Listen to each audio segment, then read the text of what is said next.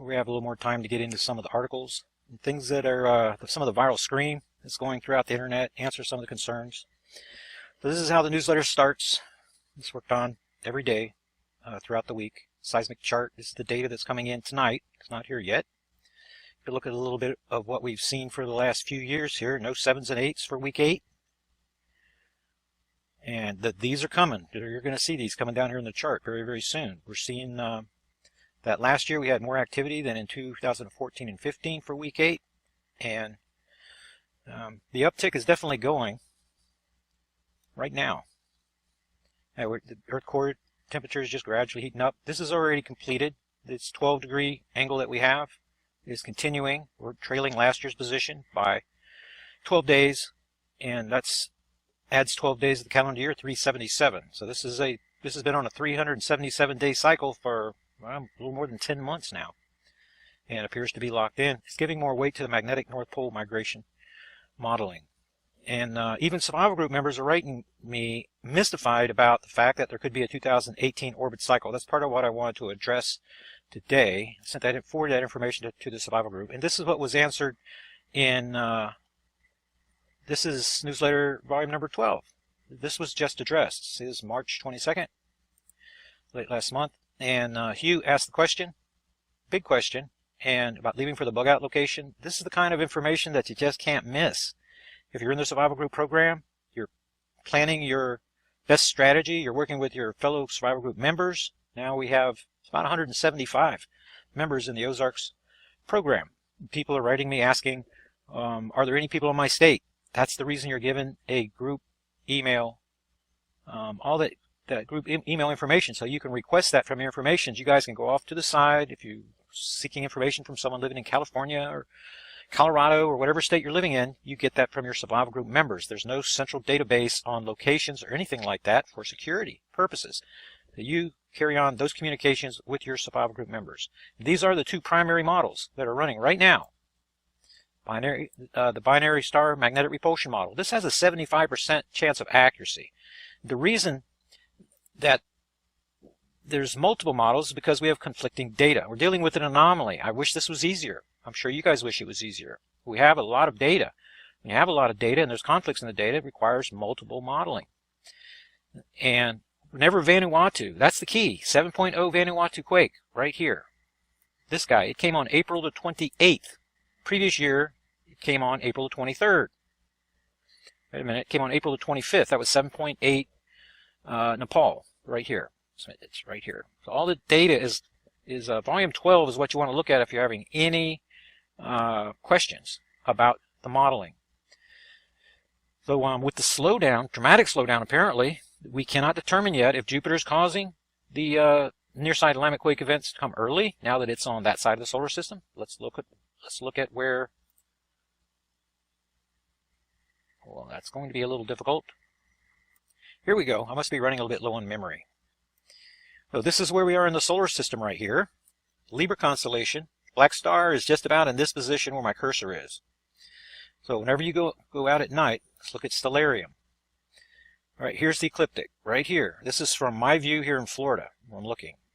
And when you go out tonight and look at the moon, you're going to see Jupiter just to the right, and you're going to see the Libra constellation just to the left. The black star is just below the plane right here relative to the sun. So if we were standing on the sun and looking into Libra, this is right where I'm holding my cursor, just below the plane here is where it would be. The deal is that we are looking at the black star sideways. So it's just about here.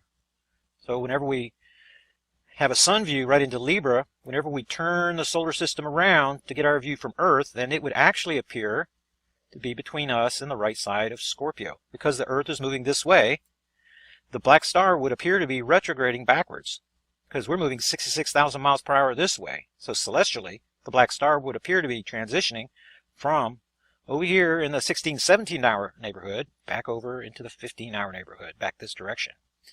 Okay, so that's why in my reporting that I'm saying where the position of the black star is relative to the sun, because the Earth's relative position changes as we're going around the sun 66,000 miles per hour. After we pass the black star, we have another orbit cycle. We'll be looking back at the black star. It will appear to be backing up into Virgo all the way till we get over here on at the 90-degree transition point. right over here on this side of the solar system. It's going to, if we could see it, it would appear to be backing up. So relative to Earth, over here in August, we'd be looking at it over in Virgo. So it's going back and forth because how close it is, and Earth going around the sun. That's why there's a little difference in the relative positions. We're talking relative, whether it's to the sun or relative to the Earth. So if we could see it celestially from the Earth perspective, which I'm standing on Earth on this program, then it would appear to be just below the plane, just about right here. As Earth continues to move in the solar system this way, it's going to back up. And in May, it's going to be between us and the Libra constellation. So if you go out, doesn't matter your time zone, because believe it or not, the Earth is round. And we have time zones. So when we go out in the evening and look, if it's 8 o'clock in the evening, the only difference for the people that come later is the moon is just a little further left in the orbit diagram, because the moon is just slowly moving in this direction. Okay, so when you go out, you can see Jupiter. If you can find Jupiter, you're looking into the Virgo constellation. And then when you see the moon to the left of it, and it's just above the plane, then just to the left of that is Libra, and relative to the sun, that's where the black star is. So if you take the distance from Jupiter to the moon, when you go out this evening, and then double that, go just below the plane, that's just about where the black star would be. If you would be looking at it, even though that you can't see it. So I wanted to add this little feature so you have an idea. We're coming around in the solar system. Earth is moving right now, 66,000 miles per hour, this direction. So if we could see it again, the black star would be backing up, retrograding, backing up this way. And let's see, let's get back over. What is going on? It is Jay Campbell from TRTRevolution.com and the author of the Definitive Testosterone Replacement Therapy Manual. And of course, I'm joined by my awesome friend, Rex Bear of the Leak Project. This is the episode, Decoders of Truth, episode 14. And we're joined tonight by a very special guest. It is Terrell of Terrell03.com. And Terrell is a very, very prominent guy in the, I guess you would call it black star orbital passage theory of an inbound body. And we're going to let him talk a lot about that tonight. So again, we're very, very excited, both Rex and I. Terrell, how are you, buddy? Welcome to the show. Doing very good. Thank you for having me. Awesome. So let's just get right into it. So I want, Rex and I are going to do our job of kind of going back and forth and having questions for Terrell. And Terrell, you probably know Rex interviews a lot of guys like you who have stories about Nibiru, Gerald Clark, Marshall Masters, Steve Olson, all these different guys out there. So he's, really excited to interview you. So let's just talk a little bit about your background first. How did you get into this? I'm actually a Bible guy. I'm more of a theologian, a Bible scholar, a student, and worked with scripture for decades. Thought that would be my life's work. Wrote my book in 2005, The Mystery Explained. You can get it free at Terrell03.com. And then once that was completed, the burden was on my heart to know the truth about 9/11. So that was a 5-year investigation. And then wrote that book in 2010. And you can get that free also, The 9/11 Truth, Exposing the Cheney Rumsfeld Black Operation. And then Ellen and Comet was discovered. And after keywording scripture and the 9/11 Commission Report, Arden County After Action Report, then and developing these skills, then the documentation came out about the Ellen and Comet, discovered December 10th, 2010. Ellen and backwards is 9/11. And the perihelion date of this supposed comet was 9/11/2011, exactly 10 years to the day after the 9/11 attacks. So I just wrote the book, and then here comes this story. So it was the documentation relating to Ellen that really got me into it. I joined 2 astronomy groups, want to know more, educate myself on astronomy more. And then Minister Amber Bosich came out with his paper to Cornell, April 11th. He traced this Ellen and Comet was included in his paper that he'd been working on for a very long time.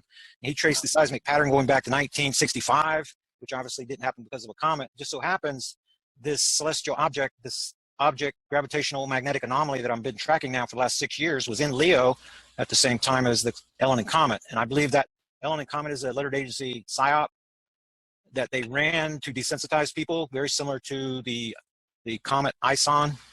And so I've been engaged in the documentation, and then we picked up our project astronomer, Don, and worked with a large research group for years, and it just kind of grabbed me. And I'm going to be on this project until it's finally resolved. There's definitely something coming, It's causing the earth changes. It's causing everything from global warming to Jupiter's liquefying core, to the volcanism you're seeing, the earthquakes, and the quake pattern that we're seeing, the magnetopause reversals that we've been having. We're predicting them now in advance because we have enough baseline data.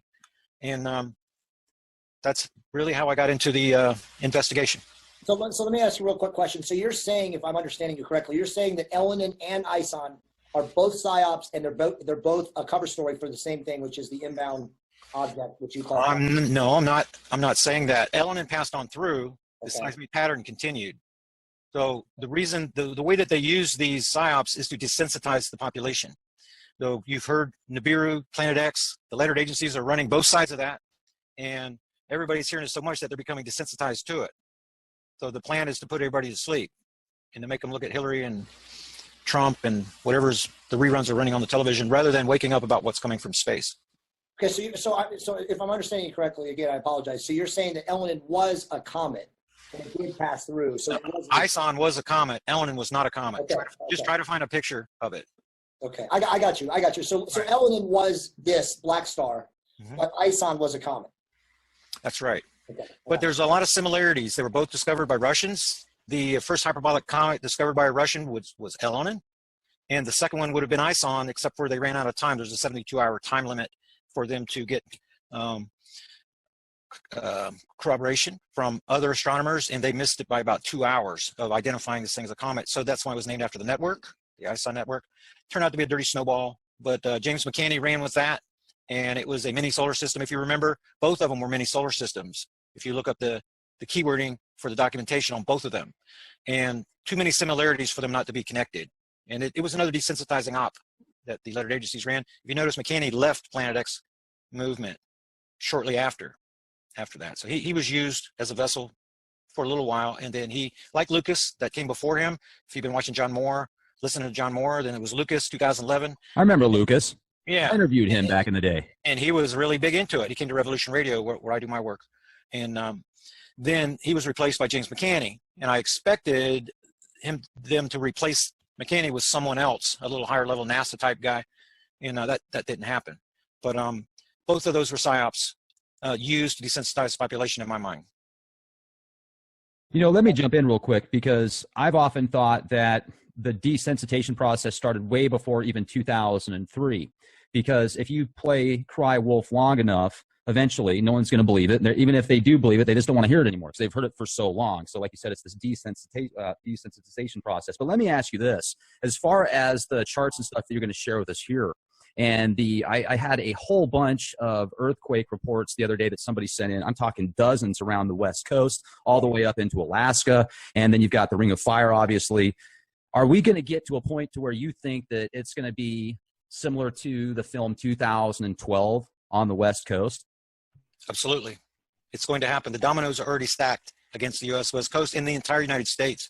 After that, after Yellowstone pops, then you have lava tubes running over to the New Madrid, and New Madrid's going to pop. If you look at the Scallion maps of the future, look at the Navy maps of the future, you'll see a giant hole out there where you guys live, and you're going to see there's an inland gulf from where Louisiana used to be all the way up to the Great Lakes. So the United States is going to be cut in two by what's about to happen. I've seen those maps, and I know that even Edgar Casey had basically a vision where he was in one of his trances, and he had a similar map to the released Navy maps. And a lot of people that were in the military, higher in, top brass, et cetera, officers ended up moving out towards that location that's looked at as safer. And, definitely you want to be at a high elevation if something like that happens. But where are we at now? I mean, are there some charts essentially that kind of show where the dark star is at? Because so many people are thinking what they take a picture of is Planet X or Nibiru or Wormwood or, these multiple names, red Kachina, blue Kachina, etc. Right, and that's a lot of the propaganda. There are no pictures of the black star.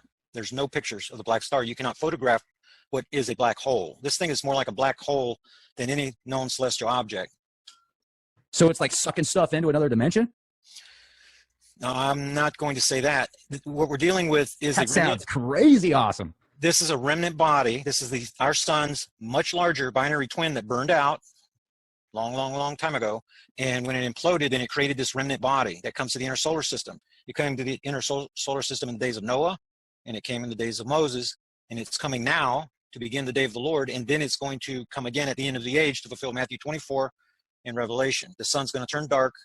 The moon's not going to give forth its light. The earth is going to stagger like a drunkard. And the U.S. West Coast is in the bullseye of where the dominoes are already stacked against the United States. So, wow, this is very somber, especially living in Southern California. But so what is your take then on, obviously all the other, researchers, again, Gerald Clark, Zechariah Sitchin, Michael Tellinger, folks like that, who talk about this, inbound object, they refer to it as Nibiru, Wormwood, whatever, Planet X, and the beings or the species that supposedly come with it, the Anunnaki. What is your belief in the Anunnaki? I believe the aliens are all around us.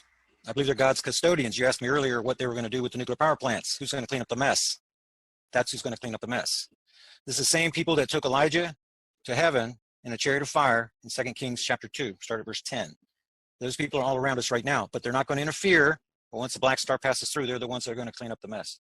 So when you say clean up the mess, I'm sorry if I'm cutting you off, Rex. Go ahead and stop me here a second. But when you say clean up the mess, are you saying pick up the pieces after millions, if not billions, of people are done? Yes, that's what they're going to do. And it's going to start the day of the Lord. It doesn't matter who dies. Remember that Christ's first miracle was to turn water into wine. Elijah's first miracle was to raise the dead. It doesn't matter who dies. We're moving into something that's new. That's what this black star is. It's God's reset button. And we're dividing times. It divides times from times. If you notice, before Noah, people lived much longer. Then afterwards, they lived shorter. After Moses, so the number of years that man lives is divided by times. And these times, all of a sudden, when this thing leaves, people are going to start to live to be 1,000 years again. So we're actually standing on the edge, the threshold of something very glorious. Go ahead, Rex. I would like to know what your take is on some dates that people could expect to see that type of stuff happen on a global scale, similar to the film 2012 again. Okay, we know the month that it's going to happen. We know that it's going to be in the month of May because we know the black star. If you'd like me to show you the solar system, are you guys still looking at my desktop? Oh, yeah. Okay, if you'd like for me to show you the solar system, then I can answer some of those questions. Yeah, that'd be great. Please do. Okay, so it looks like my settings are not set. Let's set them so you can see the constellations. And then we want you to see how we can already see the planets. Okay, whenever this thing was discovered, it was in the Leo constellation. And there's a lot of data that we're basing what I'm telling you on. So this is where Ellen was discovered, and this is where the black star was in 2010. This thing is moving left in the orbit diagram just below the ecliptic plane. See, we're looking at the plane right now, going up and down. It's just below the ecliptic plane. The reason they're building these telescopes at the South Pole is so that when the Earth bobs, see, it's a little bit above the plane right now. When it's down below the plane, then they can look across below all the debris that's on the plane to get a better look at the thing that's coming from space. But where it came from actually is, from what I can tell, just about at the Belt of Orion, back over this way, and it's coming along this way. It's moving in prograde fashion, which means the same direction as the rest of the planets, and the Belt of Orion down here. It's going to be above that, but it came from Orion, and it's coming across this way. I picked it up in Leo 6 years ago, and we've been predicting the seismic patterns. My investigation started in January of 2011, and we predicted Fukushima with only 2 months of data within 4 days. The next year, it was Guerrero when the black star was just about here. And we predicted that within 2 days. And the reason that it's happening is because the Earth, as it comes around in orbit, like so, and when it passes between the stars, then that's when we have our big seismic events. We're also at our nearest point to the star. So, for example, this year, we made the predictions, and when the black star, we know when we're in outside orbit position. We know whenever the magnetic portal connection between the black star and the Earth is at its longest. That's when we have the least number of earthquakes. And then whenever the Earth is moving towards the black star, just like this, it's in Libra now. So in the month of April, we had all these earthquake events, and we had 9 new volcanic eruptions. We had 7, 8, 9, and 9 volcanic weekly new events in the month of April. But whenever the Earth is around here in August, we only had 1 and 2. And the reason is because the Earth was very close to the black star. There's a magnetic portal connection. If you don't know what that is, you can go to my website. Lots of data on it. There's a link you can click. It's like an umbilical cord running from the Earth to the sun. And inside of that magnetic portal connection, there are 2 primary kinds of conduits, active conduits and passive conduits. The passive conduits line the outside. The internal conduits are the active ones. And the Earth receives the most amount of electromagnetism through that magnetic portal connection when we're the closest to the sun. That's on January the 3rd or the 4th.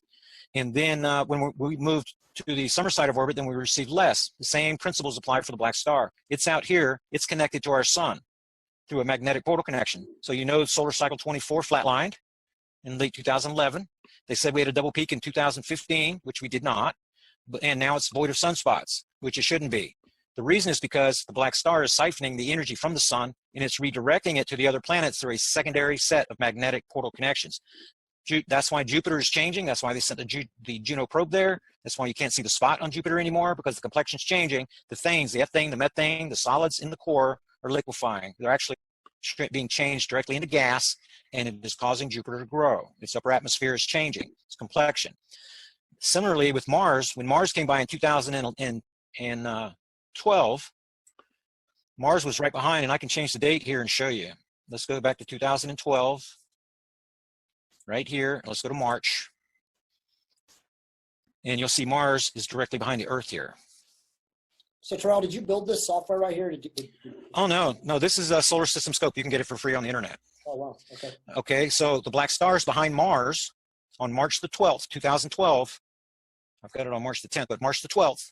Very important day in my investigation, because not only did Mars develop a dust storm on the nighttime side of that's why it's a mystery Martian dust storm, because scientists today don't know what caused it. That was a nasty storm too, by the way. It's supposed to be caused by the solar wind. It's supposed to be happening on this side, not on the nighttime side. But this storm started on March the 12th, 2012, at the same time that Earth magnetosphere turned around.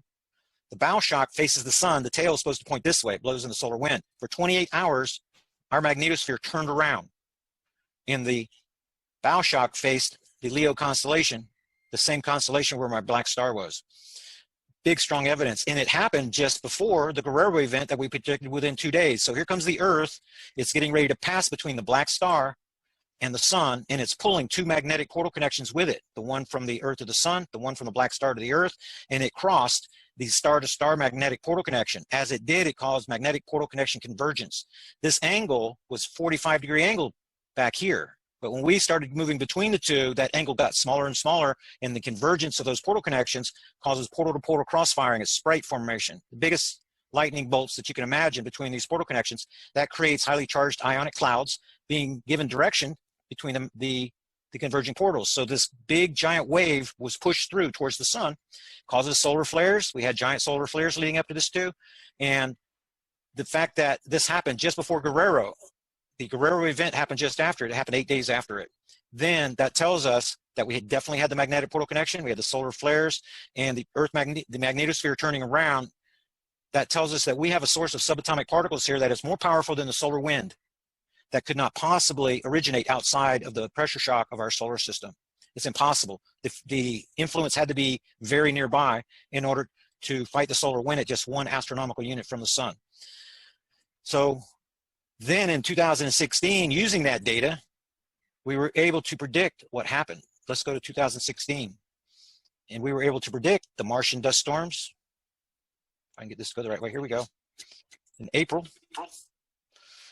Here's Mars again. Behind the Earth. I'm getting double feedback from Echo. Okay, so here comes the Earth again like this. The magnetosphere collapsed again. The reason that it's characterized as a collapse rather than a reversal is because NASA turned off the feed. The Department of Homeland Security actually turned off the feed after only 2 hours. We had 28 hours of data last time. We only had 2 this time. Martian dust storm started just prior. The Earth's magnetosphere collapsed again because the black star had moved. You see where we are now? This is the Virgo constellation. Before it was in Leo.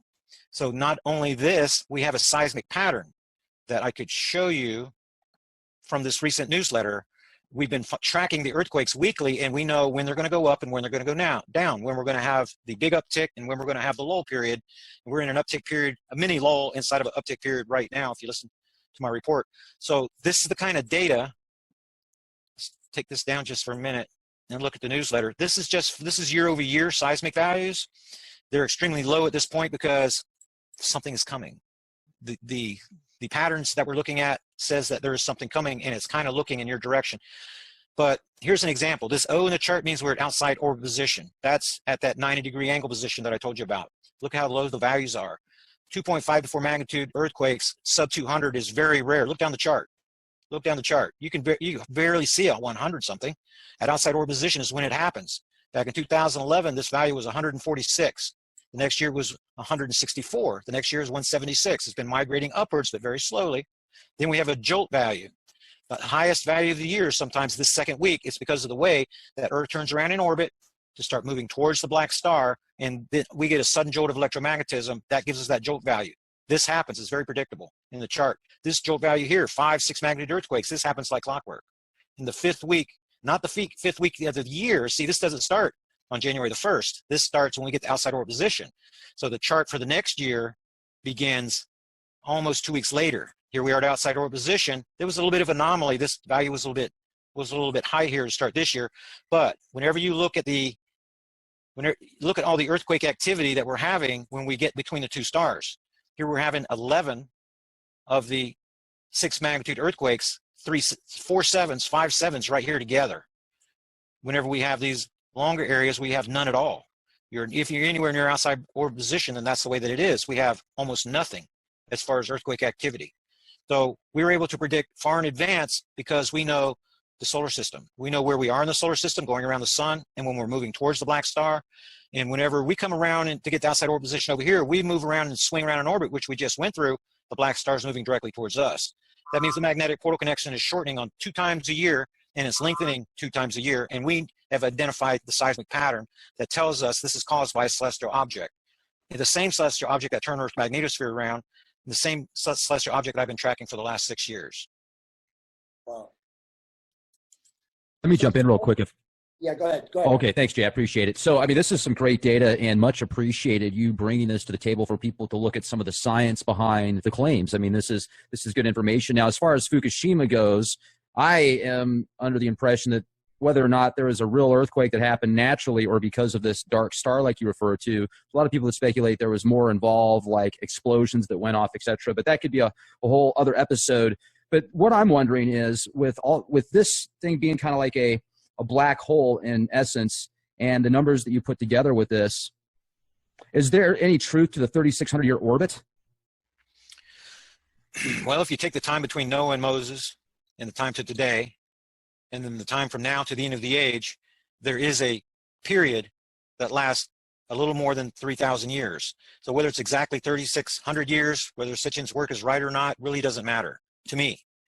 There is something that has come before. There is historical precedent for it, and there's scriptural evidence for it. The earth is supposed to shake like a drunkard. The sun is supposed to turn dark. Have you noticed the coronal holes on the sun are getting bigger and bigger? Well, Rex and I definitely noticed that there are definitely radiation changes. The sun's rays are different.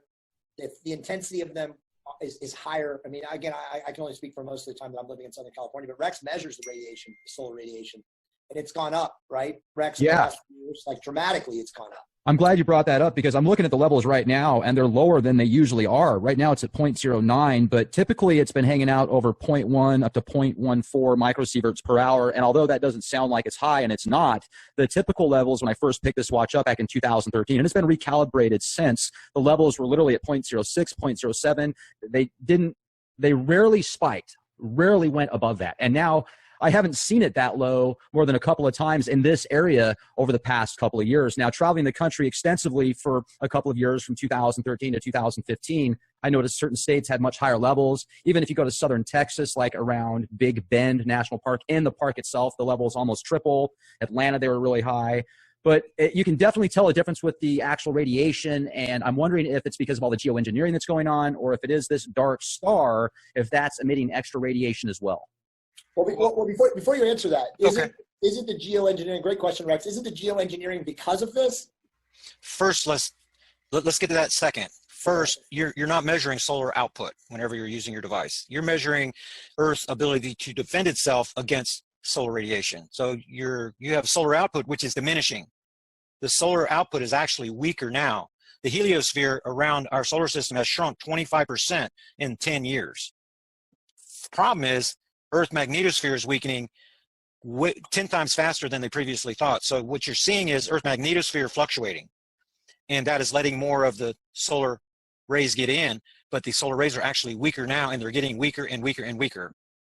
So they're both getting weak. You're measuring what is coming through the magnetosphere that is fluctuating. Well, then, so what does that mean then? Yeah. What it means, well, you're not going to get a real accurate, you're not going to measure solar output using your device. You're going to measure what's come through the magnetosphere. So you're measuring magnetosphere integrity in your area, and it's fluctuating over our heads all the time. So it's that value is going to fluctuate. But the sun is going to continue reducing activity, your X-ray flux, your radio flux values are 1/3 what they should be, anywhere near solar maximum. That happened in 2011 at the end. They expected solar cycle 24 to be bigger than 23, but then, and it was moving up just like it was going to in 2011, but then it flatlined in 2011, and the output values dropped to 1/3 of what they were for the previous cycle. So the sun is going to sleep, is what it is, and there's plenty of information on the internet about how the sun is going to sleep. That's why it's blank of sunspots right now as we're talking. So whenever you're going to get your highest readings, if you were outside the atmosphere, then that would be during solar maximum, whenever you see all the sunspots and the sun is getting ready to switch poles. Let me jump in just real quick if I can, Gerald. What would you say then is causing the increase in radiation? Because this is a consistent level. I mean, it's a military grade Geiger counter. I don't know exactly all the different types of radiation that it picks up, but everybody that I talk to, just about that I've asked this question, can definitely tell a difference in the feeling of the sun when it hits their skin. I mean, just go outside. I love the sun, man. I mean, if you give me a rock to lay on outside, it's like a hot rock. I'll be like a lizard there for a minute. I can enjoy it, but it's so intense now. I don't even really like being out in the sun for that long. So what's caused the increase in your opinion? Well, part of what you're getting in California is likely has to do. I'm not in California. Oh, you're not? No, I'm in Texas. San Antonio, Texas. Well, I agree. I feel the same. San Antonio. The winds blow, and there's a lot of radiation out there. So if you're measuring with a Geiger counter, then what's been in the oceans from Fukushima and what's in the clouds that's coming from that direction, from the prevailing winds, it's likely that you're getting some of that. And that is going to want to pool up in places when it rains, then it comes down the creek bed, then it's going to want to build up in certain areas. So if you get close to those funnel areas, places where that water passes through, then you're probably going to get higher readings than if you move away. So what you're saying then, Terrell, and I don't mean to cut you off, Rex, if you're going to say something, is no, if you're in Southern California like I am, and I'm a good 30, between 20, I guess 30 miles or so from the beach, I would be feeling through the barometric pressure, the what do you call it, the offshore winds and trow or whatever it's called, the inversion layer. I would be feeling somewhat some of the radiation from Fukushima.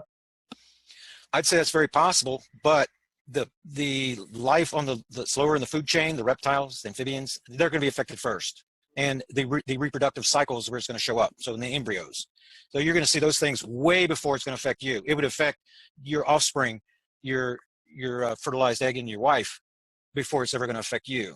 So we're too old to be affected by the amount of radiation that we're going to get from something like that. So if you're measuring, if you're looking up at the sun and it feels hotter, then there's a lot of variables involved there too, from humidity to the time of the day, the angle of the sun. So you kind of lost me there. I thought you were measuring the solar rays rather than using a Geiger counter and getting radiation. Well, I think it's more along the lines of the atmosphere itself is probably affected by all these chemical trails and what you're feeling on your skin, because it does feel more intense. It does feel more like you're being radiated versus just heat. It doesn't really feel hotter. It just feels more intense on the skin, and that's the overall phenomenon. So it's got to have something to do with the atmosphere, I would think, or essentially if it's this binary star that you're talking about, even though it's a dead star, essentially, I wonder if there's some type of radiation as well that it emits in conjunction with our own sun. Well, back to your first question, Rex. I want Terrell to answer that. So back to the geoengineering, obviously he's insinuating it right now. Is that being done by the elites to prevent us from seeing this inbound body, or is there a bigger picture to it? There's a bigger picture to it because you can't see it. Right, you can't see it. A well-qualified astronomer with an observatory class telescope with infrared equipment, and we know where it is, and we know we can't see it. What they're doing, you're talking about Rothschild, Gates, you're talking about Rothschild, Rockefeller, Gates, eugenics is what you're talking about. And what they're spraying you with is nanotechnology. Right. They're using, no thoughts about that. They're nanogoblins. They're nanoparticulates, right? Right. Well, they're actually components. They can't spray you with actual nanobot, but they spray you with the components. Then you breathe them. Many of them are going to get on your skin, but your skin is a natural defense against anything like that. You shed your skin way quicker than any of these little guys can do anything. And you're only dealing with components anyway. But what happens is, it was explained to me by Billy Hayes, who was one of my lead researchers in Terrell's research group for a long time. He built 200 of the HAARP facilities around the world. He knows all this stuff. He educated me on it. These components, you breathe them in and then you regurgitate them. And it's your lungs don't like them. It's just like dust or anything else. It comes up, but then you swallow it. Whenever you swallow it, it goes into your stomach and hits the acid-rich environment. That's whenever the crystallization begins. These things grow to a predetermined diameter, and then on the corners of these crystals, that's where they grows these appendages, the legs for mobility and antennae for communication. And then that's where the HAARP That's where HARP comes in, because the carrier wave, which is now space-based, the old analog system was done away with in 2013. Now it's all digitized and it's all space-based. They're maintaining a carrier wave around our planet so that artificial intelligence can multi-frequency on top of that wave, and it's like broadband. So he's creating many other frequencies, and he's communicating with the nanos in your body. That's what the spraying is about, and they're wanting to upgrade it. What the scientists have been doing is trying to break the 5 nanometer barrier so that artificial intelligence can tell the nanos in your body to reassemble amino acids to viruses. If you remember the H1N1 scare, this was a super duper biological weapon. The problem was 2 missing amino acids. That's all they had to do was reconnect, and they had a super strain. That was a dry run for what's coming in the future. When the elite fail-safe plan is initiated, there's going to be a contagion, and it's going to be artificial intelligence assisted. And they need these nanobots to be inside of you in order to make the stuff work. So this is the way that the House of Rothschild is controlling everything, every single thing. So all that makes sense. I mean, this is disturbing stuff, but it makes sense to me. I think Rex would somewhat agree. I mean, him and I are big anti-vaccine and anti, nanos and all of the nonsense that's going on. But you will not assimilate me. If the Dark Star, is going to destroy 80-90% of the population, then why do they need that? That's a fail-safe that if it doesn't, or I mean, what is their end game with that? No, their end game is control. They cannot allow the sleepers that are all around them to wake up to what's happening, because that'll start a civil war. They're not going to be able to run to the underground arc cities. So this is a mechanism, this is a device that they use to control the masses right now. So what they have in Denver, remember that the New York Charter of the Council on Foreign Relations opened up their charter in Denver in 1938. That's how long they've been preparing the underground arc city program that's there, the underground bunker positions that are there. And that's why the FBI, the CIA moved their headquarters there in 2005, because now they're working with the Council on Foreign Relations working groups. These working groups are the ones that are running these real world simulations. There's a radio show happening right now. We're in their simulation. Right. The way that they connect, the way they get the impulse, the input data to feed their real world host is through HARP. It's through artificial intelligence communicating with the nanos in your body so that it can transmit and give input to the real world host. They have a main program, and then they create duplicates of that in order to identify threats. They're going to change one thing in millions of simulations. Artificial intelligence does this very rapidly, and they identify the threats. That's why so many of these astronomers read Stu Noodle's Dead Astronomer Report. He was one of my key researchers. That's why they're being killed, because they're in dark star imaging. And if one of these researchers devises a way to see the black star, it's going to ruin the underground arc city program. So they're killed before they ever invent the thing. They invented the thing in a simulation already. AI identified them as a threat, and he killed them in the past. AI is always working in the future. So wait a minute. So did you correct me if I'm wrong? Have you had researchers working for you that have been killed? Yes. Jesus. Okay. Michael Owens, my chief astronomer, most brilliant man I ever met, he had to be taken out of the way, because he knew the guy was a genius, brilliant man. He took over my desktop and with a new NASA program and showed me all the asteroids, all the meteors coming out of the Leo constellation back in 2011. He was a very gifted man, and he went to the hospital. Not only him, Stu Noodle, a group went in March of 2012, and another group went in 2000. In the next month in April. Stu Noodle went with the second group. My mother went to the hospital the same day as Michael Owens. 13 other members of my research group, 350 members I had in my research group. Many of the administrators, they were found unconscious. They were taken to the hospital, just like my mother was, just like Michael Owens was. Their lungs filled with fluid, and then their they start having heart attacks. And we're talking about people having heart attacks that are 25 years old, members of my research group. Stu Noodle was only 34 years old. And he went to the hospital. He was there 7 weeks, lungs filling with fluid, multiple heart attacks. And the people that lived have stents in their hearts. My sister-in-law had a stent put in her heart, totally clean system. She doesn't have any plaque whatsoever. 2 nodes were growing in a major artery inside of her heart, causing her to have a stent. My mother died, my cousin died, and my other cousin died within 2 weeks in March 2013. They died on the next cycle. So there's that information. A lot of the information is in the Dropbox folder. I don't talk about it a whole lot, because the more you know, the more chances that you're going to become a threat to artificial intelligence. That's one of I was doing 7 radio shows a week. I was reaching over 1 million people per month, and that's whenever the problem started. So that's why I've been doing 1 radio show and doing things slowly and trying not to get ahead of the pace of the elite. Once we get beyond their fail-safe, they won't care. But until then, their worst fear is that the military contingent, the lettered agencies, people working our government, that they're going to wake up and then want their place in the underground arc city, and there's not enough room for everybody. Civil war that ruins the elite plan. So this is the way that they do it. That's what HARP is. It's a means so that they can control everything. The thing that you were asking me about is the geoengineering, like the scalar square technology and things like that. They're using that to make the Earth look more normal. If they weren't using these devices, weather modification devices, then it would become more apparent what's going on.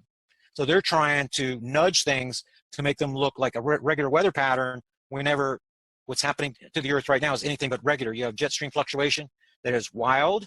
Right. And you have the air masses now mixing from the northern and southern hemispheres, which is wild. Right. That was caused by ocean conveyor disruption. The northern ice sheets depleted very rapidly because of the large magnetite deposits under the North Pole. The black star is taking the sun's electromagnetism and it's redirecting it through a secondary set of magnetic portal connections. The Earth is absorbing that electromagnetism and it's being translated into heat through induction. The induction process, like a new wave cooker. So the metals and the salts are what's causing the Earth to heat up. The northern ice sheets depleted, that reduced the polar drip. You have not enough polar drip, and then the ocean conveyor breaks. That's already happened. Then the jet stream starts fluctuating. That's already happened. So these dominoes are falling. The elite are trying to prop them up, like they're propping up silver using the back door of the Fed, the short position of JP Morgan. It's very similar. They're trying to make your money look like it's worth something so you don't wake up. They're trying to keep gas around $2 a gallon. They're trying to manipulate everything to make sure that everybody thinks it's cool, and so they don't wake up. They're thinking peace and safety. So with all of that, so when you mentioned the fail-safe, when they don't care anymore, when is that? My best, because it's a guess. Because that's what I do, is threat assessment, contingency planning for people. If I was advising them, it'd be 60 to 90 days before the event, and that we know that event's going to happen in May. And we know the black stars move left in the orbit diagram an average of 12 degrees per year for a decade. Last year it only moved 3. The reason is because the relationship it has with the black star, between the black star and the sun, they have mismatched magnetic polarity, so that the black star is actually slowing down as it's coming to perihelion position, which is crazy. And I only found out about it from reading the research of a Canadian student, not from NASA, and it was observed 2 stars coming together, and the smaller one was slowing down because the binary star magnetic repulsion. So that's what we have as a star. It's not a planet, it's a star. And it is being repelled by the sun at the same time as it's being drawn in by the gravity. The deal is the gravity force pulling it in multiplies it by 2 with the square of the closing distance. The square of the closing distance. The magnetic polarity strength, the repulsion force is increasing by the cube of the closing distance. It's actually greater than the cube because we're not dealing with static magnets here that have a certain force. We're dealing with a black star that's siphoning energy from the sun and becoming more powerful. So it's actually growing, that repulsion. That's like the fifth element. It's coming in, and the black star magnetic polarity strength is growing while the sun's magnetic polarity strength is weakening. So it's actually growing by more than the cube of the closing distance. So what's happening is when it's far away and it's coming in, it's on an elliptical orbit, but it's transitioning. We caught it in between 2015 and 2016, transitioning to something that's more circular. And it's going to reach perihelion near Venus orbit path. When it does, and it's done this before. That's why Venus is screwed up. Venus has a reverse rotation. It's the planet in the inner solar system that rotates backwards from all the others. Terrell, can I jump in real quick about Venus? Sure. Because I was actually going to ask that question, then I started thinking about something else. And I remember in 2011, I read multiple articles and blog posts about how Venus, it flipped or something weird was going on. And I just went and did a bunch of research just now, and I tried to find that same article, and I couldn't find it. So is there any truth to that? Not that it flipped. The story that I saw, I think in 2012, was that Venus's rotation is slowing, and they couldn't figure out why. Like they couldn't figure out the Saturn dust storms 30 years apart when it was passing through Leo, like the mystery Martian dust storms, Jupiter's liquefying core. These are things that the scientists, the shrinking heliosphere has them mystified. Reversing magnetosphere in our Earth. That's where my investigation picks up when we see the anomaly, when we see what's baffling the scientists, things that they can't explain. And then when we do the research, we track it backwards and we realize it's because of black star influence. So what we're talking about. So it's not that Venus has flipped or anything. It's been messed with many times because the perihelion position of the black star, the perihelion is whenever this object is nearest the sun before it heads back out. When it's moving to that circular orbit, and it's going to come around at Venus orbit path very close to it. So Venus might be rotating differently when the black star leaves this time than it is right now. So Terrell, let me link this to current modern day events right now. I mean, you know, Brex and I talking in the last day or so off the record. I mean, we've never seen so much craziness going on right now in the geopolitical structure of the world, you know, obviously with the insanity of the U.S. election. So I want to seek that to, I guess, the elite strategy. If they've known about it since 1938, you know, they've moved everything to, you know, Denver and obviously other deep underground military underground bases or installations somewhere in the Midwest, in the mountainous regions, I would assume. At what point do they start to leave and bug out? 60 to 90 days. From before. now? No. Before the event. Before May. And you're saying the event is May. We know the month because of the Just not the year. The slow move. It was predicted for May the 20th, 2017, according to the old modeling, because it's moved for a decade, 12 degrees left in the orbit diagram. So as this thing was coming in, it was slowing down to make it appear as this thing had a circular orbit, which is impossible. It created a 188-day cycle. Saturn has a natural 189-day cycle. A lot of people thought it was Saturn because of that, but it created a 188-day cycle because of that relationship. So it was figured for May 20th, 2017. My prediction for last year was for May the 7th, and it came early on April the 28th. That's only 3 days after April the 25th of the previous year, the 7.8 Nepal quake. A 3-degree move was not projected by any of the modeling.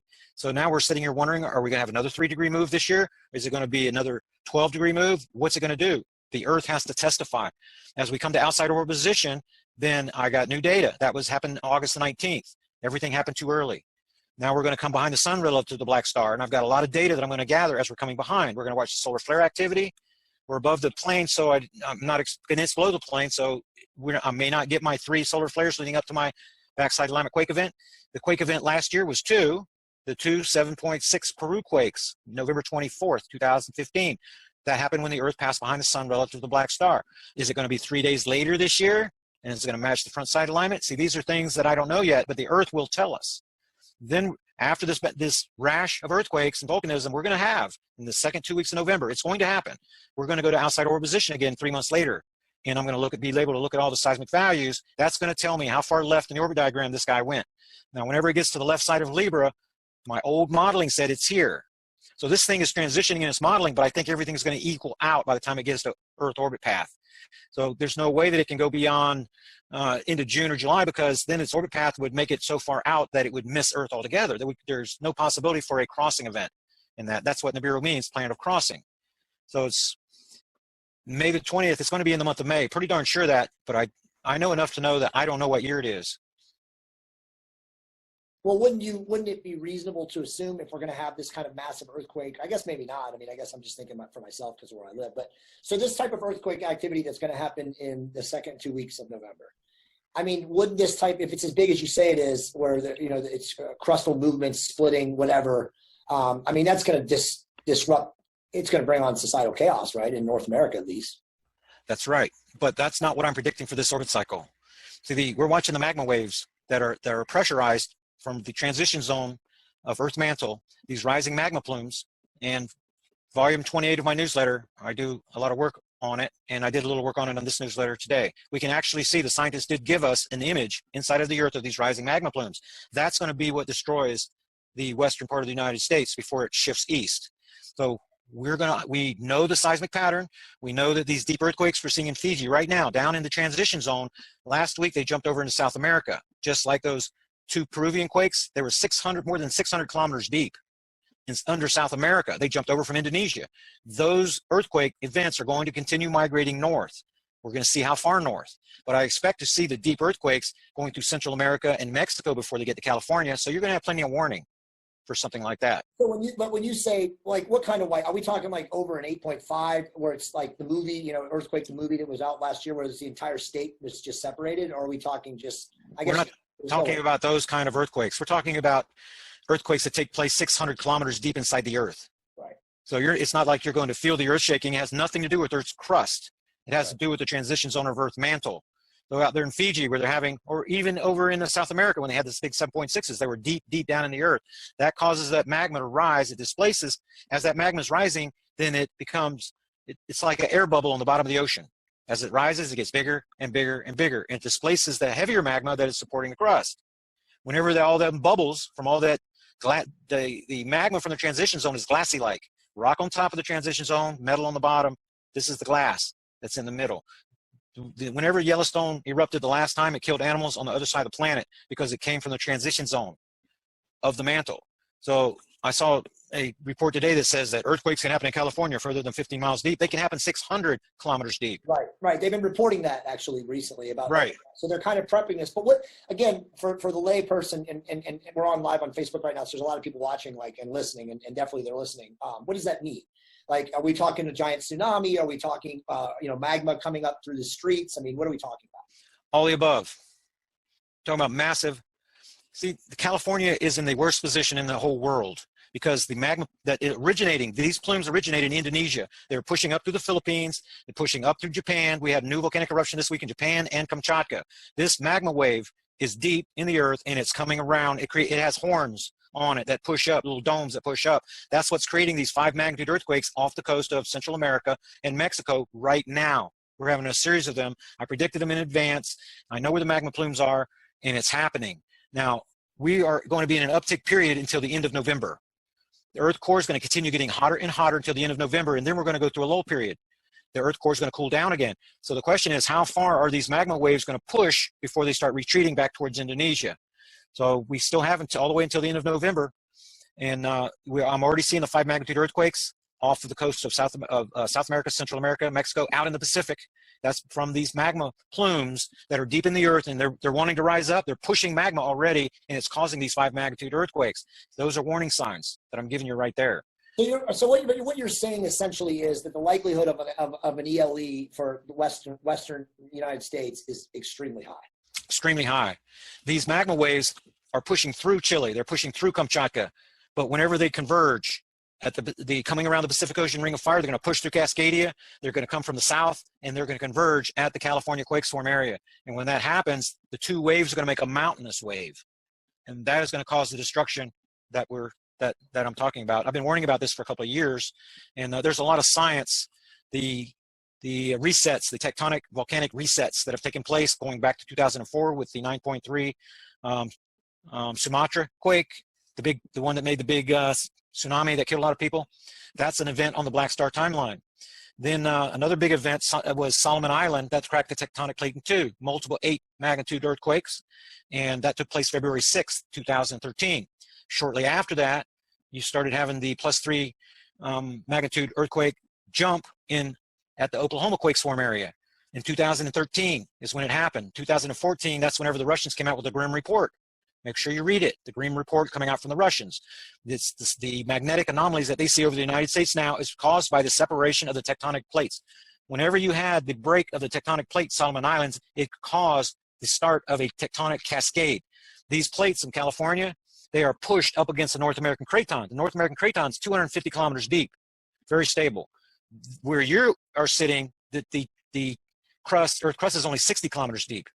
All these plates are pushed up against it, and everything has been safe until Solomon Island. That was a domino that fell against California, because if you notice, there's a new line of earthquakes from Texas up through Seattle that's pointing at Cascadia. Now, Yellowstone is part of the California quake swarm area. When I started this investigation, it was a Baja California quake swarm area. Now it's proliferated all the way up through Canada. It's getting bigger, and it's getting bigger because of the tectonic reset that took place. We know that it was a reset because my indicator quakes, the 2.54 magnitude, 2 weeks after that event dropped down to just 107 globally. That hasn't happened before, and it hasn't happened since then. Another big event, the 8.3 Chile quake, 2015, happened in week 34.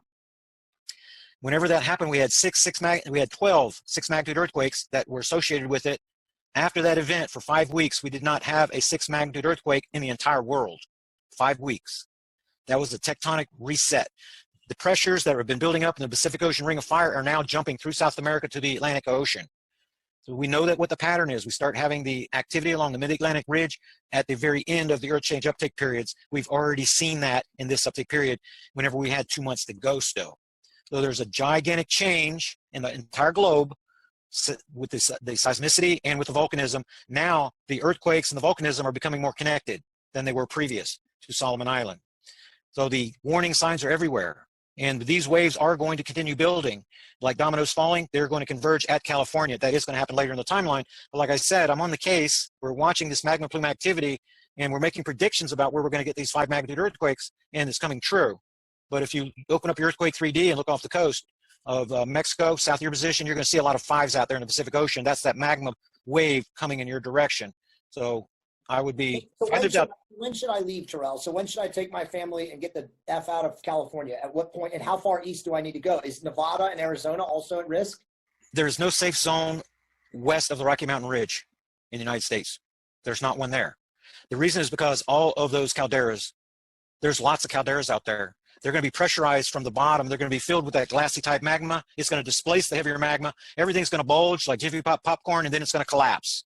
As soon as you have an eruption, it's going to collapse. That's what creates the big hole out there. So if any of those blow, and Yellowstone is obviously in the danger zone, I mean, what are we talking about though from an impact for like North America alone? I mean, is nobody safe, right? I mean, it can extinguish population and block out the sun for months, right? The only thing going to put that fire out is the Pacific Ocean. And the safest place to be in the United States is in the Ozarks, just like John Moore says, just like the Navy intelligence people.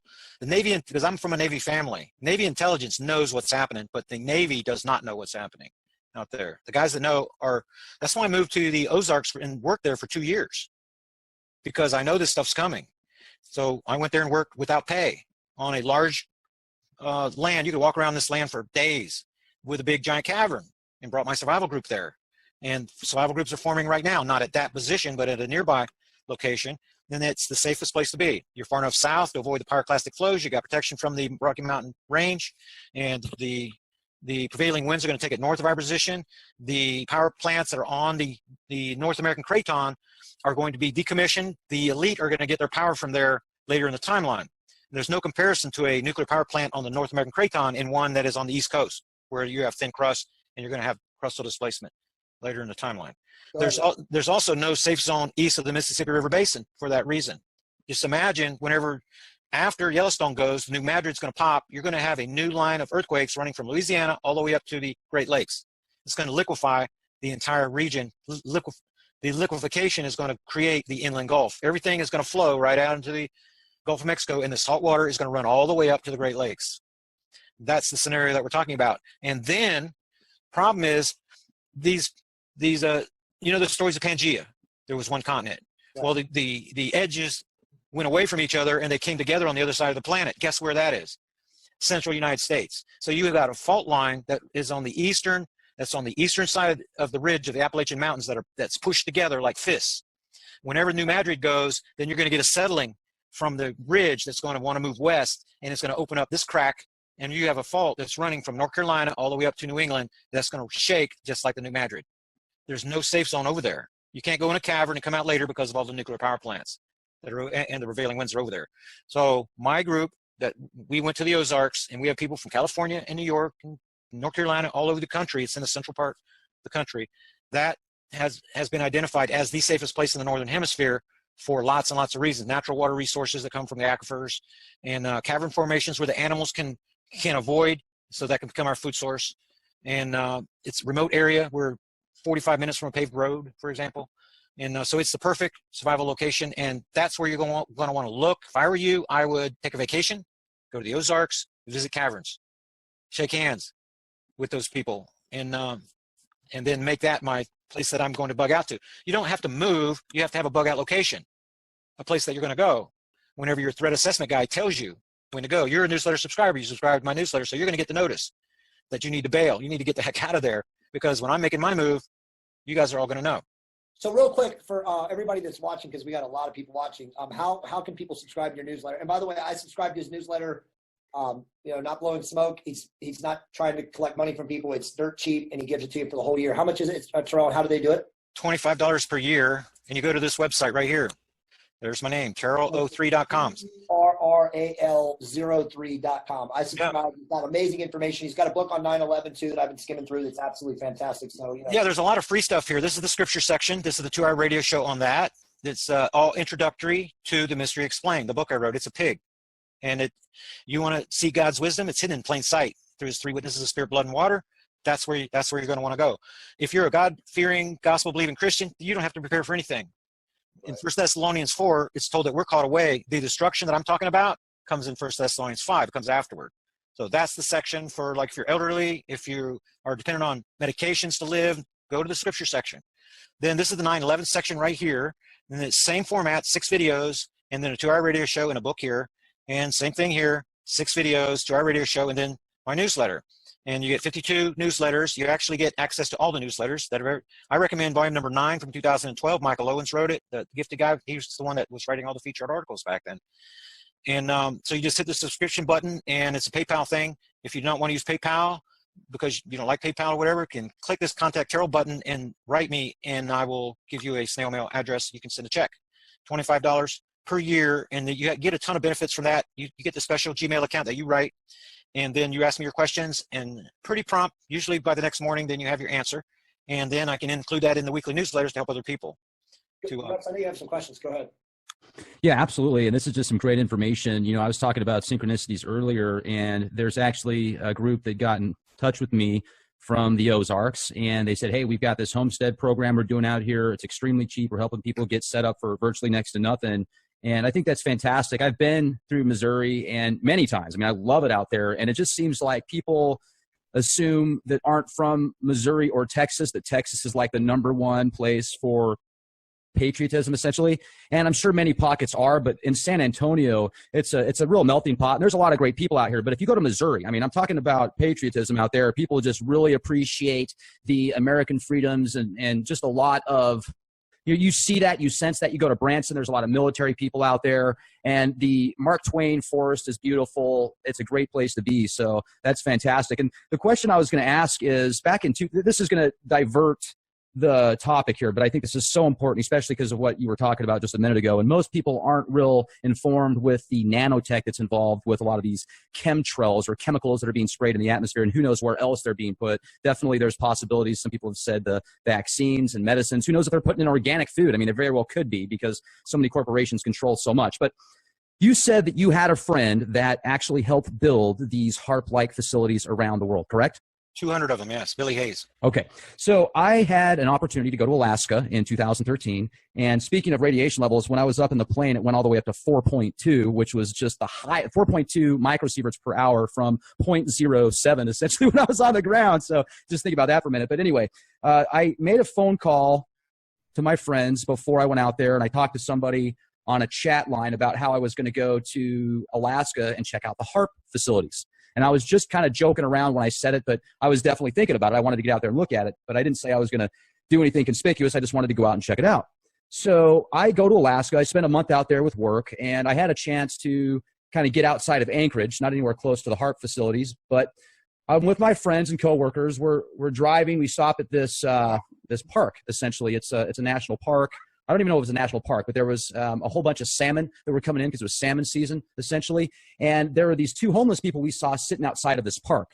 And we started talking. We're like, they're probably going to wait for people to leave at nighttime and go get all the salmon that are there, because there were just so many salmon coming in. And I said, no, that's a bad idea, because there's those cameras right there. You see that? And they said, yeah. So we see them. We think they're homeless. We get back in the vehicle. We take off, 45 minutes down the road. And then there's a gas station we stop at to grab some drinks, get some fuel. And my friend that I was with, coworker, he goes, hey, you see those guys right there? Weren't those the homeless people that were across the street at the park that we were just talking about? I said, yeah, that's them. So essentially, just because I said I was going to check out HAARP on some chat internet thing, I think it was Godlike Productions forum at the time, I got followed around out there at that one point. Like, they were just waiting to see if I was going to go check out that facility. So that's pretty intense, man. And as far as the AI tech you're talking about, I've speculated about this for years. I've blogged about it, but I haven't really had any super solid evidence to back it up, just little bits and pieces and putting things together, more of a theory, essentially, a hypothesis. Like there's a Sims virtual reality that plays us and threat matrices, etc. With that being said, I'm starting to wonder, does the AI control the people? Or do people control the AI? I mean, just look at Skynet in the movies. Skynet is real. There's satellites around the world that have been there since the 50s called Skynet that do certain spy-type programs. Are we literally in the Matrix living out some type of virtual reality program? Could that explain quantum physics? Could that explain how DNA breaks down into quad code? Could that explain how there's sacred geometry and everything? Is this the key to the possibilities? And is this why people like Elon Musk and others say we want to break out of the Matrix? We're living in this virtual reality system, and it's time to break free. We talked a little bit before the show about the real world simulations. I think I give you a little bit of information on that. Their ultimate goal is to reverse the feed. See, they're gathering input data from you to feed your real world host in the simulation. Now, the goal is to reverse that so that the real world host inside is controlling you. So that's what their goal is to be able to control. This is about manipulation and control, and just so they can get to the underground arc cities. Because, like you said, the Black Star is going to kill everybody. Okay, so we are living in a matrix right now. You are connected to a host that's in a matrix right now. The question is, have you been reverse fed yet? Is that why people are walking around as like zombies? Like they don't know what's going on? Because a percentage of the population, according to Billy, cannot be controlled by HAARP. A percentage of the population, Morgellons disease is a side effect of rejecting the technology, the nanotechnology, the filaments. They could grow right out of your skin. And there is a way to neutralize their ability. It's the nanofilament replication inhibitor. And if you just Google make sure you go to my YouTube channel and Google it. I mean, and subscribe. And then Google, you can find my video on the nanofilament. What you're talking about is the boron molecule. Boron is extremely efficient little guy. It's a miracle drug. 24 health benefits from just taking a pinch, three pinches a day. And you're just your regular drinking water, but don't put anything in your body because of me. I'm not a doctor, I'm a researcher. But my glass right beside me right now, right here, has got a pinch of sodium borate in it. Sodium borate, that's what you want to use. And that eats the legs off of the nanos that are in your body. It also is a natural antifungal. So if you have Candida condition, which about 3/4 of the Americans have, then it's going to neutralize that too. It's going to raise your blood pH. It has a 9.3 pH. So I encourage you to go to boraxcures.com and look at it, but also look at my video. And a little bit of apple cider vinegar goes a long way, 18 health benefits from that. And just 2 tablespoons a day is all you need of that. So real quick, we got a bunch of questions, but I want to make sure that you finish with what you want to say, and also Rex, if he has anything he wants to add to. We have some really good questions for you. Let me just seed this with, you're talking about the elites and the fail-safe and all that. So what related to current events right now is, if we're having this massive earthquake and complete chaos at the end of November, as you're calling it. Wait. No, this is like we had the 7.6s last year. It wasn't a massive event. We had a pair of 7.6s in Peru. You can read about it. But I'm not predicting anything like that. We had a rash of earthquakes in April. But these magma waves have not matured yet. They're not fully pressurized yet. I'm not expecting any crustal displacement until later in the timeline. Oh, so you're saying we're not going to have like ELE type stuff in the end of November? No, this is when the Earth passes behind the sun relative to the black star. I have to gather the data. There's going to be solar flaring that takes place with it. And there's other things that I'm looking for so I can build the predictive modeling. I have to have data to feed it. About California. You've completely lost me. I'm talking about California. You said that at the end of November, that's what you said, that we were going to have this issue, correct? Or am I? That's when we pass behind the sun relative to the black star. We're going to have an earthquake event. It's likely going to be a 7 magnitude. Last year was a 7.6. It happened down in South America. I'm not saying that's going to happen in California. If I was to speculate, I would actually think that it's going to happen between Peru and Mexico. If I was going to speculate, because the last one took place down in Peru, I'm expecting it to move north. But it can happen over in Indonesia. It can be a Japan quake like Fukushima. Right. This is not going to be a global event. It's going to be a local event somewhere. The 2012 scenario that I'm describing for you takes place when the black star gets here. Right. That could be 2017. It could be 2018. It could be 2019. I don't know the year. I know the month. But you feel like with your research and everything that you guys are tracking, that you guys will have a good idea, be able to give people advance notice. Absolutely. Cool. So do you think then? So back to the elites, and Rex, I'm sure if you have something, interrupt me here. But back to the elites. What is the real reason that they don't want anybody to know? Is it just for the eugenics, just to reduce population? It's going to threaten their own survival. Whenever you know that the world's about to end, what are you going to do? They can't control you then. They can't ensure the safety of their families going to the underground arc cities. They have to keep it quiet. Just like the 2012 movie. The people with green cards, they know they're not telling a soul. China will save you. No. That's what they show in 2012 at the end. I was being sarcastic there, but where are the arcs? In China. Right. Well, That's the Hollywood spin, in my opinion. Hollywood's really pushing China as the new economic savior, the new world power. We were talking about this another episode, Jay, about how so many TV shows are doing the same thing. So not happening. China cannot even breathe. They're not smart enough to, what we should be doing is vapor plasma integrated engines. I know that's a little bit of a different topic, but vaporize the fuel, get 100% burned. You don't have the smog. It was invented by a Canadian back in 1930s. We should be getting 200 miles a gallon by vaporizing using a giant manifold on our engines. And we're not doing it, but China seems like they should be smart enough to figure out how to beat the pollution problem. There are people running around with masks on. So China has a lot of growing up to do before they're going to save the world, in my opinion. I'm not disagreeing with you. I'm just giving you Hollywood's impression. Right.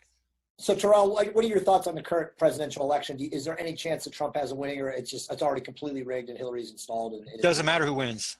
The president of the United States is the chairman of the Council on Foreign Relations in Denver. Right. Okay. Let's just use Benghazi as an example. People know about it. The stand down order came from Denver. Obama was told to stand down. Hillary was told to stand down. General Ham, AFRICOM, was told to stand down because Stevens was a double agent, and he was going to expose the gun running going to ISIS in Jordan. The CIA and the DOD were training ISIS in Jordan back in 2012 to fill the power vacuum created by Obama, but Obama doesn't do anything. He's a puppet. The guy doesn't have a brain in his head. He doesn't know what he's doing. The people that are doing it are the people, the House of Rothschild, the Council on Foreign Relations, that's on this side of the country, this side of the world, Trilateral Commission, the Bilderbergs, their working groups, those are the people that run the show. Those people in Washington, it doesn't matter who's over there. It doesn't matter whatsoever. The problem that I have with Hillary is the fact that so many Americans are willing to accept somebody so corrupt as their president. I don't think they are. I think that the whole thing is rigged. I think that the media is making all of us, meaning everyone, assume that people are willing to accept the corruption, but I don't think they are. I think the whole thing is a trick, F-U-C-K. You know, I don't think anybody is willing to. I think that the people they interview for the sound bites that say they're in support of Hillary, I think it's all rigged. Like everything, it's all rigged. The media is in control of everything, like you said. Yeah, well, we'll see. I would really rather see Trump. The big problem we have here is the competition with illegals, companies that hire strictly illegals. Our company had 350 people, and it's out of business because we refused to work the illegals. The prices kept going down and down and down and down below cost because you can hire 3 illegals for the price of 1 bricklayer, you know, American bricklayer. So that's the big problem we have here. And if he could fix some of that, which is not going to happen, it's part of the worker displacement agenda of the CFR. So you've got NAFTA type treaties, guest worker programs. They're going to bring 1.5 million foreigners into this country to take jobs that we don't even have. And they're going to do it every single year as part of the agenda. So the United States is done. That's why I'm a member of a survival group in the Ozarks. I think you guys should be too. So let me ask you some questions. Rex, if you don't have anything, Rex, I'm going to ask questions from the group. What are your thoughts? Sounds good. Okay, so a lot of the questions. I'm going to try to skim to the best ones here. Could a nuclear war have any impact on seismic levels of the Earth? A nuclear war have any effect on seismic levels? Yes, meaning what you're projecting from this inbound body. Could it throw off your measurements? I've never been asked that question before. Nuclear. That's Well, whenever you start blasting things with nukes, you have a lot more problem with fallout. And why would you want to do that? Well, I mean, obviously they're a threat right now. Russia and the United States are threatening them. No, they're not.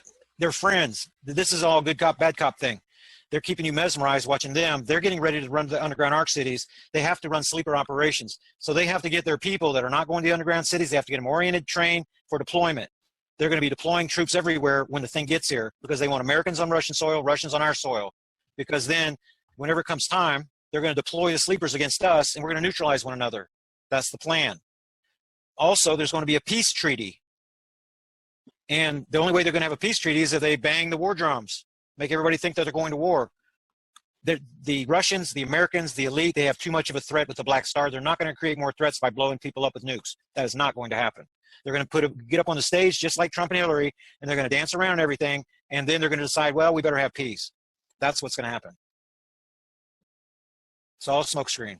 I encourage you to read the book None Dare Call It Conspiracy by former Congressman Gary Allen. It came out in the 70s. I read it when I was a teenager. What's it called? What's the name of it? None Dare Call It Conspiracy by former Congressman Gary Allen. It's a very small book. Chapter 3 is the money manipulators. Talks about the House of Rothschild, and it shows you who really runs things. A lot of people thought these things, not Black Star, but this collapse was going to happen back in the 70s. And I think a lot of that had to do with the Kissinger agreement, the dollar denominating oil wealth in the Middle East to push. Remember the gas crisis we had back then? Like the world was running out of gas. People were paying $3 and $4 a gallon back in the 70s because all this stuff was brought to a head until they got their big agreement so that the dollar was used for exchange around the globe. So I've got a little different view what the Russians are doing, what the Americans are doing. This is all a smoke screen. He's going to explain to you right at the beginning of the book about smoke screening, so you can watch the TV like I do, and you can recognize what's just a game and what's real. So another question for you is, what about the secret space programs? Wouldn't some of the elite just move off planet? Well, there's stories about people going to Mars. There's people beaming to Mars, you know, like Star Trek, Right. stuff like that. The problems that we're gonna have here is going to be they're going to have throughout the solar system. They're not going to get away by getting in a spaceship, and they wouldn't want to do that anyway. They want to stay right here. The Georgia Guidestone's agenda is going to be fulfilled by the Black Star. They're going to have their 500 million, the world population to grow. At least that's their plan. They've already got their plan laid out here. If they were just going to get in a ship and go, one thing, there's far too many of them, of the elite. Well, what I don't understand too, you know, and I'm very familiar with the Georgia Guidestones, is, you know, the 500 million left or whatever. But isn't the world, if all these, you know, massive geomagnetic and, you know, geodynetic, all these changes occur around the globe, you know, on the planet, and it's destroyed and vaporized, and we have, you know, magma in the air, we have, you know, nuclear waste and contamination everywhere. I mean, how is the planet even livable? That's where the alien part comes in. And I don't like really going there. It freaks people out. But No, please do. This is a secret group. We can handle it here. Okay. Well, the same people that piloted the chariot of fire that picked up Elijah and took him to heaven in 2 Kings chapter 2, start at verse 10, then those are the people that are here right now. They are here. They're very close to us right now. They're not going to interfere. But whenever this happens, then they are the ones that are going to clean up the mess. The other thing is, this is going to sound a little strange too, AI that is running this underground real-world simulation, it's not created by people. It was given to them by the aliens. So the elite have been working with the aliens for a long time. A lot of what you think is a UFO, a spaceship, is reverse technology that the Americans, the Russians, they have been doing. But the tech was given to them by the aliens, correct? That's right. So what you're dealing with is a silicon-based life form. Right. And it could be a Trojan horse type deal. They, you know, I don't know if they know what they have over there, but that's what they're using. And the same aliens are the ones that are already here. They've been here millions and millions of years. They're actually not extraterrestrial. They're actually terrestrial. They're actually from here. And this is God's little safe haven. This is where he's doing his thing, and they're helping him do it. So this is all part of God's plan. That's why it's in the scriptures. The elite are going to lose. They're actually digging their own graves. That's what they're doing. Yeah, but I mean, nobody wins if 95% of the world's population. No, the world, we're on the threshold of something very glorious of what's going to happen here. The world's going to be purified by water and fire, and it's going to start over again. And then we're going to have about 3,600 years to the end of the age. It's going to be the most glorious time this earth has seen. Biggest kingdom. The golden age is what you're saying. It's going to be great. It's going to be, people are going to live to be very old. They're going to sleep in the woods, don't care about anything. You're not going to have the type of situation that you have now. Satan's going to be chained, and the sons of God are going to be occupying those heavenly places and helping Elijah restore all things. We're getting ready for the restoration of all things here. But it begins with an enema. And so we're going to go through that first. Rex, do you have any thoughts? I was going to say, I mean, this is some great information, and what you've brought to the table, I certainly appreciate. It's nice to see the charts and the data put together. Now, one thing that I do find fascinating is, as far as the global things that are going on right now, I remember I talked to Dane Wigington a couple years ago, and he was telling me that even Siberia was at an all-time high as far as the heat is considered. So I'm wondering if it does get hot enough to where these giant icebergs in Alaska and around the world start to just completely melt, there's nothing left. There's probably going to be other parts of the world that they're going to create glaciers as well, right? It's still going to be the same thing, just different pockets of the planet, essentially. It's kind of like a fusion system is what I'm seeing once this is all done. Are you talking about in the future? Yes. After the black star leaves. Well, the reason that you're seeing all this depletion is because of the way the metal is distributed and the extra electromagnetism. So the sun is not going to sleep. The sun is being drained of its energy, but it's being redirected through those magnetic portal connections based on near proximity. So since it's getting closer and closer to us, then the earth is getting hotter and hotter. 2017 will be the hottest year on record.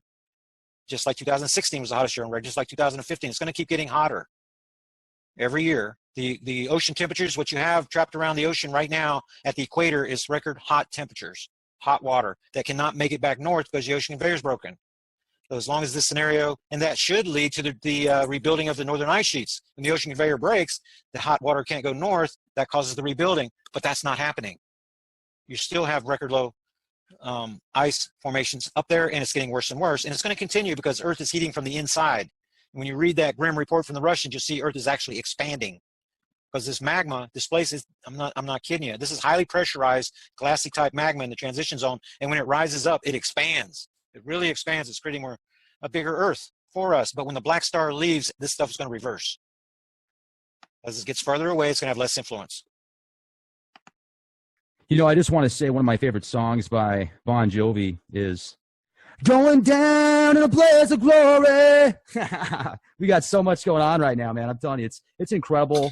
And I've heard so many different things from different people, but you certainly have a good connection there. One of the things, though, that I always have I've got red flags that automatically come up. And I'm just going to play devil's advocate here for a minute. When somebody tells me, this is going to happen, this is going to happen, this is going to happen, and then aliens or an off-world faction is going to fix everything up, and it's going to be just fine because it was talked about in prophecy, or that's our version of the definition of prophecy. That, to me, is more like a carrot at the end of the stick. I almost feel like they've been kind of dangling this over our shoulder now for so long because it's something they can continue to do because it literally attaches people at the reptilian level. When I say reptilian, I'm talking about the reptilian mind where we're thinking of fight or flight. And it seems like it's every 4 years that this gets really intense. So as much as it sounds like it's going to be a global event, I wonder if there's other factions that are actually causing these events and they use this kind of as a diversion tactic. I'm not saying it's not there, but maybe they use it at specific times to do other things. For example, CERN, like they're using CERN to create these fluctuations in the Earth, and the scalar square technology, the HARP stuff. So you think that maybe the elite are doing all this and the Planet X phenomenon is all hoax and that there's really not a black star coming and that actually men are doing all this? Is that your position? No, my position is I'm agnostic. I certainly don't know. I've just seen enough out there to say there are other possibilities. If you've seen the film Wag the Dog, for example, they create a fake war to divert attention. And I've just noticed the patterns because I keep track of events, current events, certain articles, news, like pretty darn intense, and I have for years. And one thing that I've noticed is these cycles of every 4 years, it seems, they kind of use this specific topic. And I wonder why they do that, why it's not all the time, but it seems to be on these patterns of 4 years. Oh, I couldn't speculate on that, but what I'm showing you on the screen here is Earth magnetosphere. This right here is the bow shock. The sun is over on your right. You see the little circle in the middle? That's the sun. 2017. This is a Wednesday early report. We have a little more time to get into some of the articles and things that are some of the viral scream that's going throughout the internet, answer some of the concerns. So this is how the newsletter starts. It's worked on every day throughout the week. Seismic chart is the data that's coming in tonight. It's not here yet. If you look at a little bit of what we've seen for the last few years here, no 7s and 8s for week 8. And these are coming. You're going to see these coming down here in the chart very, very soon. We're seeing that last year we had more activity than in 2014 and 15 for week 8. And the uptick is definitely going right now. The Earth core temperature is just gradually heating up. This is already completed. This 12-degree angle that we have is continuing. We're trailing last year's position by 12 days, and that's adds 12 days of the calendar year, 377. So this has been on a 377-day cycle for a little more than 10 months now, and appears to be locked in. It's giving more weight to the magnetic North Pole migration modeling. And even survival group members are writing me mystified about the fact that there could be a 2018 orbit cycle. That's part of what I wanted to address today. I forwarded that information to the survival group. And this is what was answered in, this is newsletter volume number 12. This was just addressed. This is March 22nd, late last month. And Hugh asked the question, big question, and about leaving for the bug out location. This is the kind of information that you just can't miss. If you're in the survival group program, you're planning your best strategy, you're working with your fellow survival group members. Now we have about 175 members in the Ozarks program.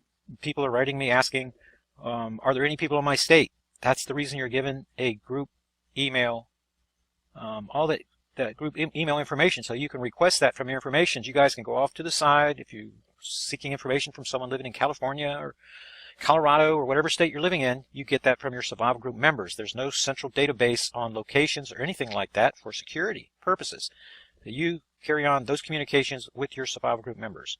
These are the two primary models that are running right now the binary star magnetic repulsion model. This has a 75% chance of accuracy. The reason that there's multiple models is because we have conflicting data. We're dealing with an anomaly. I wish this was easier. I'm sure you guys wish it was easier. We have a lot of data. When you have a lot of data and there's conflicts in the data, it requires multiple modeling. And whenever Vanuatu, that's the key, 7.0 Vanuatu quake, right here. This guy, it came on April the 28th. Previous year, it came on April the 23rd. Wait a minute, it came on April the 25th. That was 7.8 Nepal, right here. So it's right here. So all the data is volume 12 is what you want to look at if you're having any questions about the modeling. So with the slowdown, dramatic slowdown apparently, we cannot determine yet if Jupiter's causing the near-side Willamette quake events to come early, now that it's on that side of the solar system. Let's look at where. Well, that's going to be a little difficult. Here we go. I must be running a little bit low on memory. So this is where we are in the solar system right here. Libra constellation. Black star is just about in this position where my cursor is. So whenever you go out at night, let's look at Stellarium. All right, here's the ecliptic right here. This is from my view here in Florida, where I'm looking. And when you go out tonight and look at the moon, you're going to see Jupiter just to the right, and you're going to see the Libra constellation just to the left. The black star is just below the plane right here relative to the sun. So if we were standing on the sun and looking into Libra, this is right where I'm holding my cursor, just below the plane here is where it would be. The deal is that we are looking at the black star sideways. So it's just about here. So whenever we have a sun view right into Libra, whenever we turn the solar system around to get our view from Earth, then it would actually appear to be between us and the right side of Scorpio. Because the Earth is moving this way, the black star would appear to be retrograding backwards, because we're moving 66,000 miles per hour this way. So celestially, the black star would appear to be transitioning from over here in the 16, 17-hour neighborhood back over into the 15-hour neighborhood, back this direction. Okay, so that's why in my reporting that I'm saying where the position of the black star is relative to the sun, because the Earth's relative position changes as we're going around the sun 66,000 miles per hour. After we pass the black star, if we have another orbit cycle, we'll be looking back at the black star. It will appear to be backing up into Virgo all the way till we get over here at the 90-degree transition point, right over here on this side of the solar system. It's gonna, if we could see it, it would appear to be backing up. So relative to Earth, over here in August, we'd be looking at it over in Virgo. So it's going back and forth because how close it is, and Earth going around the sun. That's why there's a little difference in the relative positions. We're talking relative, whether it's to the sun or relative to the Earth. So if we could see it celestially from the Earth's perspective, which I'm standing on Earth on this program, then it would appear to be just below the plane, just about right here.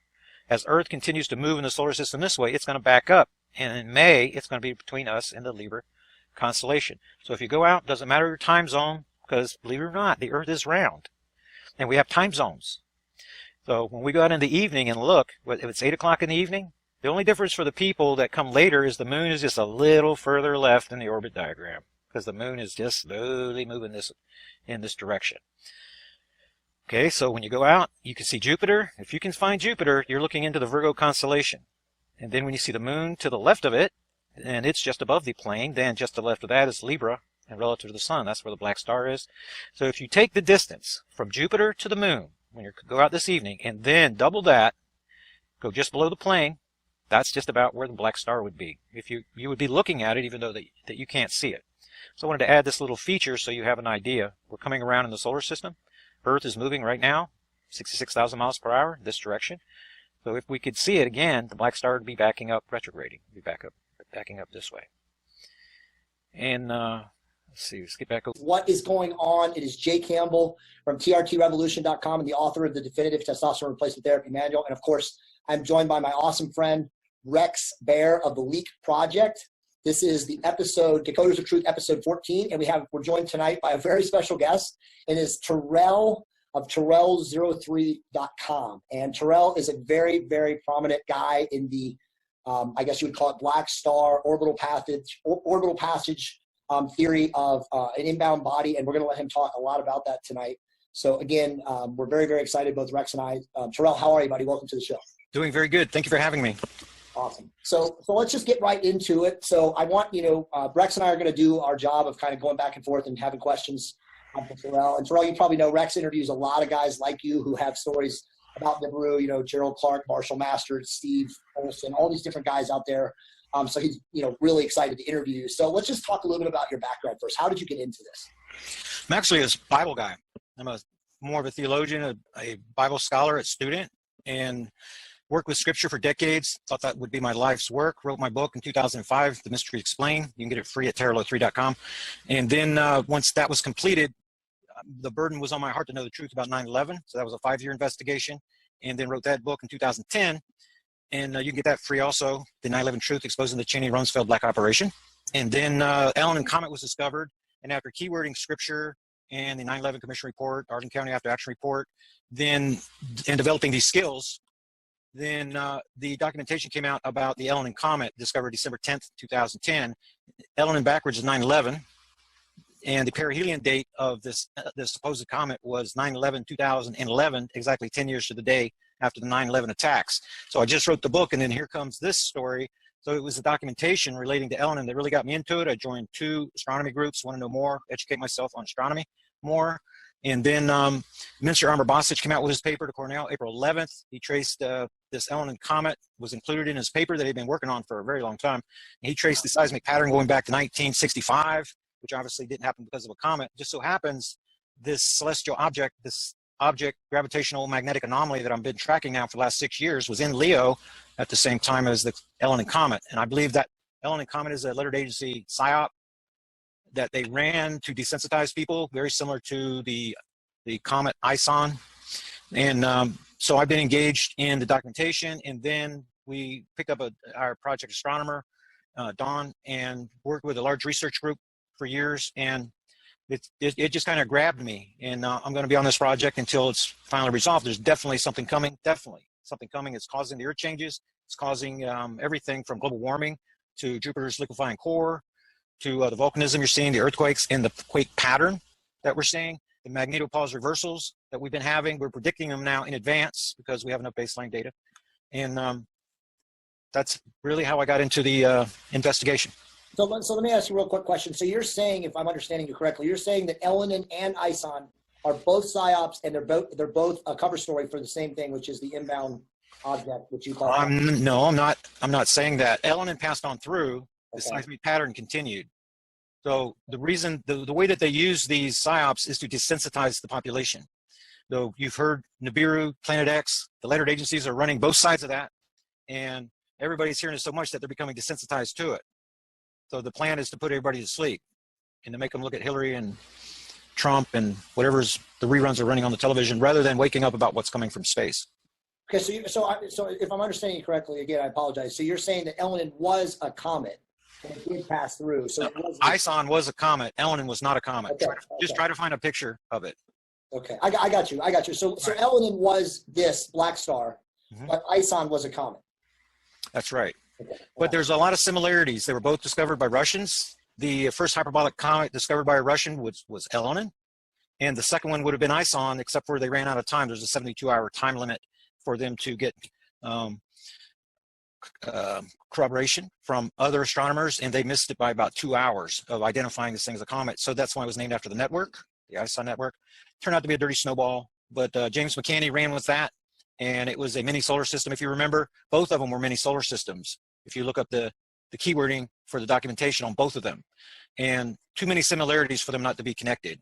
And it was another desensitizing op that the lettered agencies ran. If you notice, McCanney left Planet X movement shortly after that. So he was used as a vessel for a little while, and then he, like Lucas that came before him, if you've been watching John Moore, listening to John Moore, then it was Lucas, 2011. I remember Lucas. Yeah. I interviewed him back in the day. And he was really big into it. He came to Revolution Radio where I do my work. And then he was replaced by James McCanney. And I expected them to replace McCanney with someone else, a little higher level NASA type guy. And that didn't happen. But both of those were PSYOPs used to desensitize the population in my mind. You know, let me jump in real quick, because I've often thought that the desensitization process started way before even 2003. Because if you play